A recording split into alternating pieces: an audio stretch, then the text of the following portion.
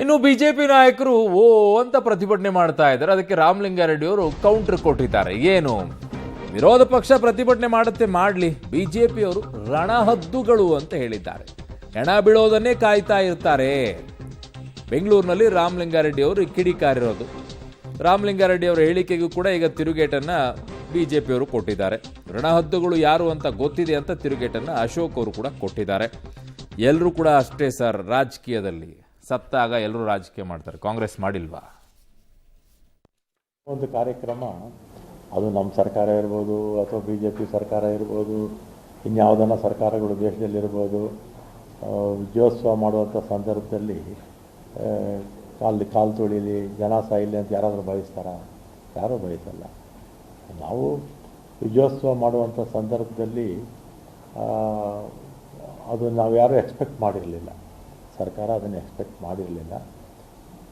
ಇಂಟೆಲಿಜೆನ್ಸ್ನವರು ಅಷ್ಟು ಜನ ಬರ್ತಾರೆ ಅಂತ ಅವ್ರಿಗೂ ನಿರೀಕ್ಷೆ ಇರಲಿಲ್ಲ ಅನಿಸುತ್ತೆ. ಅನಿರೀಕ್ಷಿತವಾಗಿ ಆಗಿದೆ.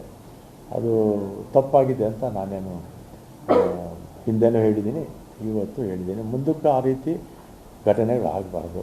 ಬಿ ಜೆ ಪಿಯವರು ಯಾವತ್ತೂ ಕೂಡ ಸಾವು ಎಲ್ಲಾದರೂ ಅಲ್ಲಿ ರಾಜಕಾರಣ ಮಾಡ್ತಾರೆ. ಸಾವು ಎಲ್ಲಾದರೂ ಸಾಕು. ನಾನು ಹಿಂದೆ ಗೃಹ ಮಂತ್ರಿ ಆಗಿದ್ದಾಗ ಹೇಳ್ತಾ ಇದ್ದೆ, ಹೆಣ ಬಿದ್ದರೆ ಸಾಕು, ಕಾಯ್ತಾ ಇರ್ತಾರೆ ರಾಜಕಾರಣ ಮಾಡೋದಕ್ಕೆ. ಹದ್ದುಗಳ ಥರ, ಹಣ ಹದ್ದುಗಳ ಥರ ಕಾಯ್ತಾ ಇರ್ತಾರೆ ಬಿ ಜೆ ಪಿಯವರು. ಆಮೇಲೆ ಒಂದು ಪ್ರಶ್ನೆ, ಇನ್ನು ರಾಮಲಿಂಗಾರೆಡ್ಡಿ ಅವರ ಹೇಳಿಕೆಗೆ ಬಿಜೆಪಿ ನಾಯಕರು ಕೂಡ ತಿರುಗೇಟನ್ನ ಕೊಟ್ಟಿದ್ದಾರೆ. ವಿರೋಧ ಪಕ್ಷದ ನಾಯಕರು ಅಶೋಕ್ ಅವರು ಮಾತನಾಡಿದ್ದಾರೆ. ರಣಹದ್ದುಗಳು ಯಾರು ಅಂತ ಗೊತ್ತಿದೆ. ರಾಮಲಿಂಗಾರೆಡ್ಡಿ ಹೇಳಿಕೆಗೆ ಅಶೋಕ್ ಅವರು ತಿರುಗೇಟನ್ನ ಕೊಟ್ಟಿರುವಂಥ ರೀತಿ ಹೀಗಿದೆ, ತೋರಿಸ್ತೀನಿ ನಿಮಗೆ, ನೋಡಿ.